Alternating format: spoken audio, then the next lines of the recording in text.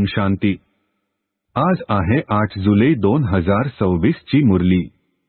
महावाक्य आहे, गोड मुलांनो, या सभेमध्ये बहिर्मुखी बनून बसायचे नाही, बाबांच्या आठवणीमध्ये राहायचे आहे।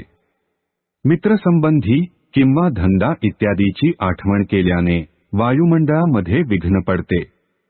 प्रश्न आहे, तुम्हा मुलांच्या रूहानी ड्रिल अर्थात आत्मिक व्यायामाची विशेषता कोणती आहे, जी मनुष्य करू शकत नाही? उत्तर आहे, तुमचा आत्मिक व्यायाम बुद्धीचा आहे। त्याची विशेषता हीच आहे की तुम्ही आशिक बनून आपल्या माशूकची आठवण करता। याचाच उल्लेख गीतेमध्ये देखील केलेला आहे, मनमनाभव। परंतु मनुष्य आपल्या माशूक परमात्म्याला जाणतच नाही, तर मग व्यायाम तरी कसे करू शकतील? ते तर एकमेकांना भौतिक ड्रिल अर्थात शारीरिक व्यायाम शिकवतात। धारणेसाठी मुख्य सारांश आहे, 1. ड्रामाचे अर्थात विश्व नाटकाचे ज्ञान बुद्धीमध्ये ठेवून निश्चिंत बनायचे आहे। कोणत्याही प्रकारची चिंता करायची नाही, कारण तुम्ही जाणता, बनी बनाई बन रही। निर्मोही बनायचे आहे। 2. बाबाद्वारे जेव्हा बृहस्पतीची दशा बसली आहे, तर स्वतःला सांभाळायचे आहे, जेणेकरून राहूचे ग्रहण लागू नये।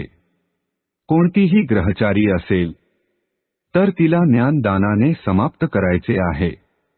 आजचे वरदान आहे, स्वतःच्या टेन्शनवर अटेन्शन देऊन विश्वाचे टेन्शन समाप्त करणारे विश्व कल्याणकारी भव।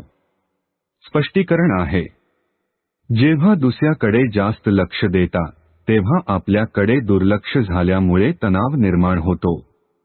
म्हणून विस्तार करण्याऐवजी सार स्वरूपामध्ये स्थित व्हा। जास्त संख्येच्या गुणवत्ताहीन संकल्पांना सामावून घेऊन गुणवत्तापूर्ण संकल्प करा। अगोदर आपल्याकडे झालेल्या दुर्लक्षावर लक्ष द्या। तेव्हा विश्वामध्ये स्वतःकडे दुर्लक्ष झाल्यामुळे जे अनेक प्रकारचे तणाव निर्माण झालेले आहेत, त्यांना समाप्त करून विश्व कल्याणकारी बनू शकाल।